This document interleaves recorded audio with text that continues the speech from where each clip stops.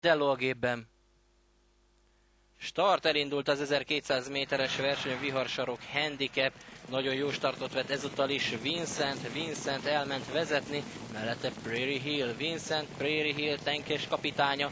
Ez az első háromló sorrendje, Tormási lovai is jól helyezkednek, Königin és Titok a közvetlen élmezőny tagja. A középmezőnyben galoppozik egyenlőre Amokka, viszonylag jól együtt az egész mezőny, amikor a 800-as táblához közelítenek. A kanyar elején annyi változás történt, hogy Prairie Hill Bakossal átvette a vezetés, előnye 1,5-hoz. Prairie Hill az első, Grecsfőjev zárkózott, és Nota is elindult fejessel a mezőny végén, pedig egyelőre Sajhoz színeit látom. 600 méternél járunk, féltávnál, és Prairie Hill maga biztosan vezet, mögötte óriási a helyezkedés.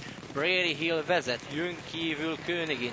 Prairie Hill, Königin, Kretsch, Vincent legyezőszerűen szétnyílt a mezőny a 400-as tábla után. Prairie Hill megpróbálja lovasa hazalovagolni, de megtámadja őt Kretsch. Prairie Hill, Kretsch és Königin, ez a lovak sorrendje. Titok nem tud jönni a távoszlopnál, még mindig vezet Prairie Hill, de Kretsch óriási lendületben, és Kretsch fogja megnyerni a versenyt. A 100-as táblánál Kretsch már elő van, és Kretsch győz, mögötte Prairie Hill lehet a második. Kretsch, Prairie Hill és Missouri megérkezik a végén harmadiknak.